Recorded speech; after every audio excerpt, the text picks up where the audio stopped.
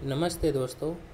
आज हम कक्षा 8वीं पाठ 5 चिट्ठियों की अनूठी दुनिया, जो कि अरविंद कुमार सिंह द्वारा लिखा गया है, अभ्यास के प्रश्न उत्तर करेंगे।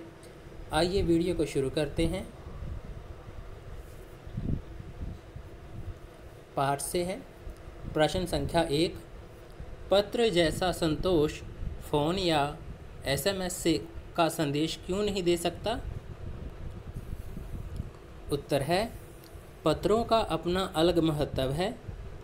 पत्रों द्वारा हम अपने मनोभावों को खुलकर व्यक्त कर सकते हैं, लेकिन फ़ोन SMS द्वारा केवल कामकाजी बातों को सशक्त रूप से व्यक्त कर सकते हैं। पत्रों को हम अपने सगे संबंधियों की धरोहर के रूप में सहेज कर रख सकते हैं, परंतु फ़ोन या SMS को हम सहेज कर नहीं रख सकते हैं। पत्रों से आत्मीयता झलकती है। इन्हें अनुसंधान का विषय भी बनाया जा सकता है। ये कई किताबों का आधार है। तो यहाँ पे पत्र और SMS की तुलना की गई है कि पत्र और SMS के बीच में कौन सा ज़्यादा संतोष देता है, किसके द्वारा ज़्यादा सेटिस्फेक्शन मिलती है हमें। तो वो पत्रों के द्वारा मिलती है, क्योंकि जो SMS होते हैं फ़ोन में, उन्हें हमें थोड़े समय के लिए तो संभाल कर रख सकते हैं, उसके बाद हम उन्हें डिलीट कर देते हैं। लेकिन पत्रों को जितने मर्जी लंबे समय तक आप संभाल कर रख सकते हैं। तो संतोष पत्रों से मिलता है। प्रश्न संख्या 2। पत्र को खत, कागद, उत्तरम, जाबू, लेख, कड़िद, पाती, चिट्ठी इत्यादि कहा जाता है। इन शब्दों से संबंधित भाषाओं के नाम बताइए। तो जो उपरोक्त शब्द दिए गए हैं, इनकी भाषा बतानी है कि ये जो शब्द का उच्चारण है वो किस भाषा में होता है, या जो पत्र है हमारा उसे किन किन भाषा में ये नाम दिए गए हैं, किस भाषा में खत कहा जाता है और किस भाषा में कागज़। तो आइए, उत्तर है खत जो शब्द है पत्र को ही बोलते हैं, तो ये उर्दू भाषा का शब्द है। कागद कन्नड़ भाषा का शब्द है। उत्तरम तेलुगु भाषा का शब्द है। जाबू ये भी तेलुगु भाषा का शब्द है। लेख ये भी तेलुगु भाषा का ही शब्द है। कड़िद ये तमिल भाषा में बोला जाता है। पाती ये हिंदी का शब्द है। चिट्ठी भी हिंदी भाषा का शब्द है। और पत्र संस्कृत भाषा का शब्द है। और ये जो सारे नाम है, खत, कागद, उत्तरम, जाबू, लेख, कड़िद, पाती, चिट्ठी, पत्र, ये एक ही हैं, पर्यायवाची शब्द ही हैं, एक दूसरे के मतलब सिनोनियम ही हैं। तो इनकी भाषा बतानी है कि चिट्ठी को, पत्र को अलग अलग भाषा में किस किस नाम से बोला जाता है। तो इधर शब्द हैं, दूसरी तरफ भाषा दी गई है।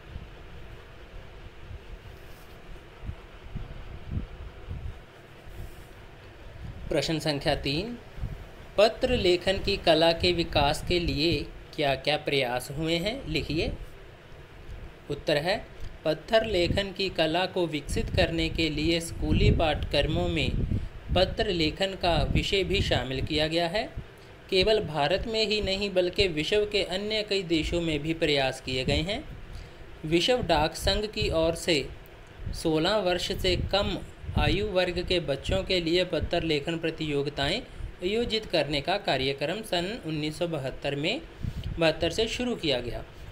तो अब यहाँ पूछ रहे हैं कि पत्र लेखन की कला, जो पत्र लेखन है वो कला को विकसित करना है या ज़्यादा दूर तक फैलाना है, उसके लिए क्या क्या प्रयास किए गए हैं।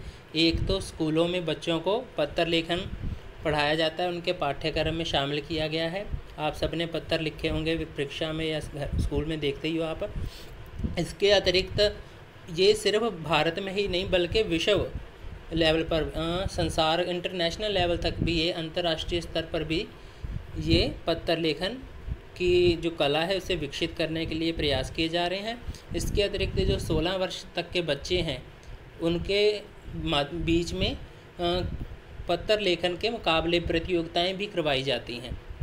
तो ये कार्यक्रम सन 1972 से शुरू किया गया था।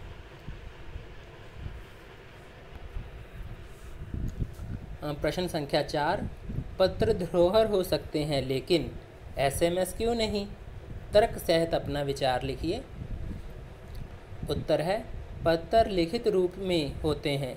पत्रों को लोग सहेज कर रखते हैं, परंतु SMS को जल्द ही भुला दिया जाता है। SMS को मोबाइल में सहेज कर रखने की क्षमता ज़्यादा समय तक नहीं होती है, परंतु पत्रों के साथ ऐसी कोई समस्या नहीं होती है। हम जितने चाहें उतने पत्रों को धरोहर के रूप में समेट कर रख सकते हैं। दुनिया के तमाम संग्रहालयों में जानी मानी हस्तियों के पत्रों का अनूठा संकलन भी है। पत्र देश, काल, समाज को जानने का असली साधन है।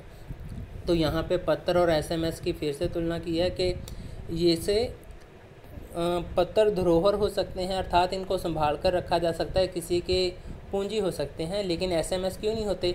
इसका कारण भी वही है कि SMS को फ़ोन में कुछ समय तक के लिए संभाल कर रख सकते हैं, उसके बाद हम उन्हें डिलीट कर देते हैं या वो नष्ट हो जाते हैं या उनका वो ज़्यादा समय तक सुरक्षित नहीं रह पाते हैं। इसके अतिरिक्त जो पत्र हैं उन्हें हम जितने मर्जी लंबे समय तक संभाल के रख सकते हैं। उनके द्वारा ही हमें किसी देश के बारे में, उस समय के बारे में, उस समाज में रहने वाले लोगों के बारे में जानने को मिलता है। क्योंकि हम देखते हैं कई सारे पुराने पत्र हैं जो अभी तक संभाल के रखे गए हैं। अगर आप इतिहास पढ़ते हो तो आपको पता होगा कितने पुराने लेख, शिलालेखों पर भी ऐसे लिखे हुए हैं। ठीक है, तो ऐसी किताबें मिली हैं जिन पर उस समय के, उस काल के बारे में बताया गया है। तो इसलिए जो पत्र हैं वो किसी की धरोहर हो सकते हैं, लेकिन SMS नहीं हो सकते हैं। प्रश्न संख्या 5, क्या चिट्ठियों की जगह कभी फैक्स, ईमेल, टेलीफोन तथा मोबाइल ले सकते हैं? तो उत्तर है, प्रत्येक वस्तु का अपना एक अलग महत्व होता है। उसी प्रकार आज तकनीकी की दुनिया में भी चिट्ठियों की जगह कोई नहीं ले सकता है। पत्र लेखन एक साहित्यिक कला है, परंतु फैक्स, ईमेल, टेलीफोन तथा मोबाइल जैसे तकनीकी माध्यम केवल कामकाज के क्षेत्र में महत्वपूर्ण है। आज ये आवश्यकताओं में आते हैं, फिर भी ये पत्र का स्थान नहीं ले सकते, क्योंकि ये जो आजकल की टेक्नोलॉजी आ चुकी है, जैसे ईमेल, टेलीफोन तथा मोबाइल, ये समय तो ज़रूर बचाते हैं कि जब हमारा कामकाज होता है उसमें बहुत ही मदद करते हैं, शीघ्र से ये संदेश एक जगह से दूसरी जगह पहुंचा देते हैं। लेकिन जो चिट्ठियां हैं उनके द्वारा लिखा गया संदेश ऐसे लगता था जैसे सामने वाले की आत्मा बोल रही है। इसलिए जो चिट्ठियां हैं उनका अपना महत्व है और जो आजकल की टेक्नोलॉजी है उसका अपना महत्व है। जो आजकल की टेक्नोलॉजी है वो सिर्फ कामकाज तक ही सीमित है, लेकिन मन की भावनाओं को व्यक्त करने के लिए आज भी पत्र सर्वश्रेष्ठ माने जाते हैं। पाठ से आगे प्रश्न संख्या 1, किसी के लिए बिना टिकट सादे लिफाफे पर सही पता लिखकर पत्र बेरंग भेजने पर कौन सी कठिनाई आ सकती है, पता कीजिए। तो उत्तर है, सही पता न लिखकर पत्र भेजने पर पत्र को पाने वाले व्यक्ति को टिकट की धनराशि जुर्माने के रूप में देनी होगी, तभी उसे पत्र दिया जाएगा, अन्यथा पत्र वापस चला जाएगा। तो यहाँ पे वो पूछ रहे हैं, अगर कोई व्यक्ति पत्र पर सिर्फ एक सादा लिफाफा हो, उस पर एड्रेस लिख दे, पता लिख दे कहाँ जानी है और उसे भेज दे, तो उसमें क्या कठिनाई आएगी? तो वो एक पत्र जब डाकखाने जाएगा तो वहाँ पे जो टिकट लगती है वो नहीं लगाई उसने, तो जिस एड्रेस पे उन्होंने एड्रेस लिखा है, जो पता लिखा है उस पत्र पे, वो जहाँ पर जाएगा, जिस व्यक्ति के पास पहुँचना है, उस टिकट के जितने भी पैसे लगते हैं उस व्यक्ति को, जो पत्र प्राप्त करने वाला होता है, उसको देने पड़ेंगे। अगर वो उस टिकट के पैसे दे देता है जुर्माने के रूप में तो उसे पत्र दे दिया जाता है, नहीं तो पत्र वापस आ जाता है और जिसने भेजा है उसके घर पहुंचा दिया जाता है। प्रश्न संख्या 2, पिन कोड भी संख्याओं में लिखा गया एक पता है, कैसे? एक 6 अंक वाला पिन कोड लिखा जाता है गिनती में, जैसे 1 2 3 4 5 6, तो उसका क्या महत्व है? वो भी एक एड्रेस होता है। तो कैसे होता है वो देखिए कि उत्तर है, पिन कोड का पूरा रूप है पोस्टल इंडेक्स नंबर। ये 6 अंकों का होता है, हर एक का खास स्थानीय अर्थ होता है, जैसे 1 राज्य के लिए, 2 उपक्षेत्र के लिए, 3 संबंधित डाकघर के लिए। पहला अंक राज्य, 2, 3 अंक उपक्षेत्र, 4, 5, 6 अंक डाकघर का होता है।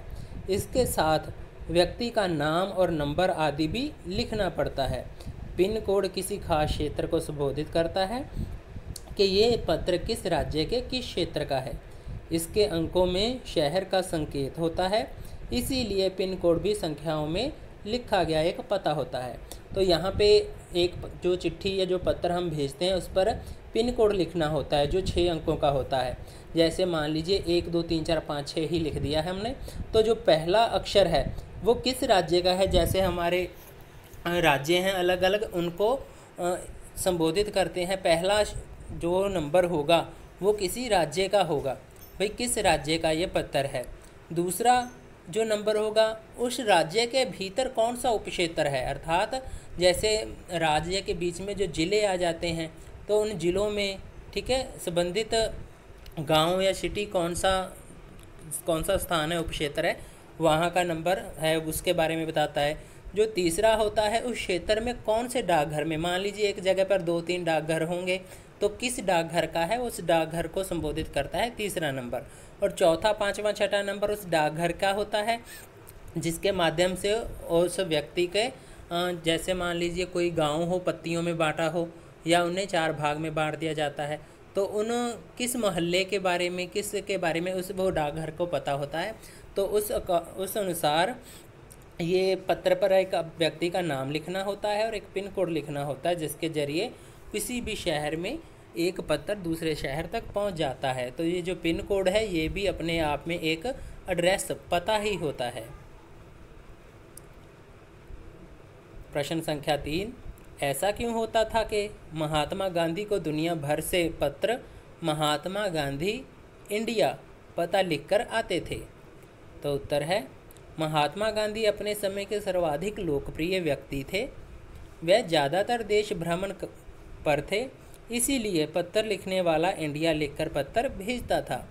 गांधी जी देश के किस भाग में रह रहे हैं ये देशवासियों को पता रहता था, अतः उनको पत्र अवश्य मिल जाता था। तो महात्मा गांधी बहुत ही लोकप्रिय थे क्योंकि उनको सभी जानते थे। जब भी उनको कोई पत्र भेजता था तो उन पर लिख देता था महात्मा गांधी इंडिया। तो जहाँ पर महात्मा गांधी रहा करते थे, जैसे वो विदेशों में घूमते थे, तो जहाँ भी उन लोगों को सबको खबर होती थी कि महात्मा गांधी कहाँ गए हैं। तो जिस और भी पत्र लिखा होता है तो वो महात्मा गांधी तक पहुँच ही जाता था। भाषा की बात करें। प्रश्न संख्या 1, किसी प्रयोजन विशेष से संबंधित शब्दों के साथ पत्र शब्द जोड़ने से कुछ नए शब्द बनते हैं, जैसे प्रशस्त पत्र, समाचार पत्र। आप भी पत्र के योग से बनने वाले 10 शब्द लिखिए। उत्तर है, साहित्यिक पत्र, मासिक पत्र, 6 मासिक पत्र, वार्षिक पत्र, दैनिक पत्र। साहित्यिक पत्र में कोई भी कहानियाँ, लेख और कोई भी कुछ भी छोटी मोटी कहानियाँ, सब के बारे में जानकारी लिखी जाती है, उसे साहित्यिक पत्र कहते हैं। मासिक पत्र जो 1 महीने के रिपोर्ट जो होती है, 1 महीने के बारे में क्या क्या हुआ है उसके बारे में जो लिखा होता है उसे मासिक पत्र कहते हैं। 6 मासिक पत्र, 6 महीने में जो बातें होती हैं वो सभी पत्र में लिखी जाती हैं और 6 महीने बाद ये पत्र लिखा जाता है। वार्षिक पत्र, ये 1 साल में जो बातें होती हैं उसके बारे में लिखा जाता है। दैनिक पत्र, 1 दिन का जो भी बातें होंगी, विशेष होगा कोई, तो उसे दैनिक पत्र कहते हैं, 1 दिन में। तो इसके अतिरिक्त साप्ताहिक पत्र, जिसमें 1 सप्ताह के बारे में, पूरे सप्ताह की जानकारी लिखी जाती है, उसमें साप्ताहिक पत्र कहते हैं, 1 हफ्ते की। प्रेम पत्र, किसी को प्रेम, अपना प्रेमी या प्रेमिका को पत्र भेजता है तो उसे प्रेम पत्र कहते हैं। सरकारी पत्र, जो सरकार द्वारा भेजा जाता है किसी को पत्र, तो उसे सरकारी पत्र कहते हैं। प्रार्थना पत्र, जो भी बच्चे अपने स्कूल के प्रधानाचार्य को, मुखिया को, प्रिंसिपल को पत्र लिखते हैं, उसे प्रार्थना पत्र कहते हैं। त्याग पत्र, किसी ने इस्तीफ़ा देना हो नौकरी से या किसी काम से तो उसे त्याग पत्र कहते हैं। नियुक्ति पत्र, किसी ने नई जॉब लेनी हो तो उसे नई नौकरी मिलने के लिए पहले पत्र दिया जाता है, उसे नियुक्ति पत्र कहा जाता है। मान पत्र, आपका कोई भी, वैसे तो यहाँ पे मान पत्र एक मानचित्र का पत्र भी हो सकता है, लेकिन मान यहाँ पे है जो भी आप की मानहानि होती है, अर्थात आपका कोई अपमान करता है तो आपको एक पत्र लिखना होता है, तो उसे मानपत्र कहते हैं। बधाई पत्र, अगर आपके घर में कोई भी प्रोग्राम हो, हाँ ठीक है, तो उसके बारे में किसी को पत्र भेजते हैं तो बधाई देते हैं, तो उसे बधाई पत्र कहते हैं। संधि पत्र, अगर दो गुटों में लड़ाई हो गई हो तो उनको संधि करनी है, समझौता करने के लिए एक पत्र लिखना पड़ता है, उसे संधि पत्र कहते हैं। निमंत्रण पत्र, आपके घर में कोई भी प्रोग्राम हो या किसी और स्थान पर, तो किसी को बुलाने के लिए जो पत्र भेजा जाता है उसे निमंत्रण पत्र कहा जाता है। प्रश्न संख्या 2, व्यापारिक शब्द व्यापार के साथ इक प्रत्यय के योग से बना है। इक प्रत्यय के योग से बनने वाले शब्दों को अपनी पाठ्य पुस्तक से खोजकर लिखिए। प्रत्यय होता है पिछेत्र, तो जिस शब्द के पीछे इक आता हो वो शब्द लिखने हैं हमने। उत्तर है व्यावसायिक, साहित्यिक, संस्कृत, दैनिक, प्राकृतिक, जैविक, प्रारंभिक, पौराणिक, ऐतिहासिक, स्वाभाविक, आर्थिक, माध्यमिक, परिश्रमिक। तो इन शब्दों के पीछे जो पिछेत्र है, प्रत्यय है, इक शब्द का है प्रयोग हुआ है। तो जो अगेतर होता है आगे वाला उसे उपसर्ग बोलते हैं, जो पिछेत्र होता है उसे प्रत्यय बोलते हैं। तो यहाँ पे प्रत्यय शब्द जुड़कर शब्द बने हैं। प्रश्न संख्या 3, दो स्वरों के मेल से होने वाले परिवर्तन को स्वर संधि कहते हैं। जैसे रविंद्र शब्द जो बना है रवि और इंद्र को जोड़कर बना है। इस संधि में ई मिलकर ई हुई हैं, इसे दीर्घ संधि कहते हैं। दीर्घ स्वर संधि के और उदाहरण खोजकर लिखिए। मुख्य रूप से स्वर संधियां 4 प्रकार की मानी गई हैं: दीर्घ, गुण, वृद्धि और यण। हर्षव या दीर्घ अ, ई, उ के बाद हर्षव या दीर्घ आ, ई, उ, आ आए तो ये आपस में मिलकर क्रमांश दीर्घ आ, ई, उ हो जाते हैं। इसी कारण इस संधि को दीर्घ संधि कहते हैं। जैसे संग्रह और आलय मिलकर संग्रहालय बनते हैं। जैसे महा और आत्मा मिलकर महात्मा शब्द बनता है। इस प्रकार के कम से कम 10 उदाहरण खोजकर लिखिए और अपनी शिक्षिका या शिक्षक को दिखाइए। उत्तर है विद्या प्लस आलय। विद्या और आलय को अगर जोड़ देते हैं तो विद्यालय शब्द बनता है। इसी प्रकार संग्रह और आलय को जोड़ दें तो संग्रहालय शब्द बनता है। हिम और आलय शब्द को जोड़ा जाए तो हिमालय शब्द बनता है। भोजन और आलय शब्द को जोड़ा जाए तो भोजनालय बनता है। रवि और इंद्र शब्द को जोड़ा जाए तो रविंद्र बनता है। और अनु और मति शब्द को जोड़ा जाए तो अनुमति शब्द बनता है। गुरु और उपदेश को शब्द को जोड़ा जाए तो गुरुपदेश बनता है। सदा और ए शब्द को जोड़ा जाए तो सदैव शब्द बनता है। सूर्य प्लस उदय दोनों को जोड़ दिया जाए तो सूर्योदय शब्द बनता है। सु और इच्छा शब्द को जोड़ा जाए तो स्वेच्छा बनता है। विद्यालय होता है स्कूल, पाठशाला। संग्रहालय होता है जहाँ पर किसी भी चीज़ को संग्रह इकट्ठा कर कर रख दिया जाता है संभाल कर। हिमालय पर्वत की बात कर रहे हैं। हिमालय हिमकालय अर्थात बर्फ़। भोजनालय जहाँ पे भोजन बनता है वो वाला कमरा। आलय मतलब होता है भवन। रविंद्र 2 शब्दों से जैसे बना है रवि और इंद्र। अनुमति, अनुमति होता है स्वीकृति देना। गुरुपदेश गुरु द्वारा दिया गया उपदेश। सदैव होता है हमेशा। सूर्य उदय होता है सूरज का उदय होना। सुबह सुबह पूर्व दिशा से सूरज उदय होता है। सुइच्छा मतलब अपने आप की इच्छा, स्व इच्छा। वीडियो देखने के लिए आपका धन्यवाद।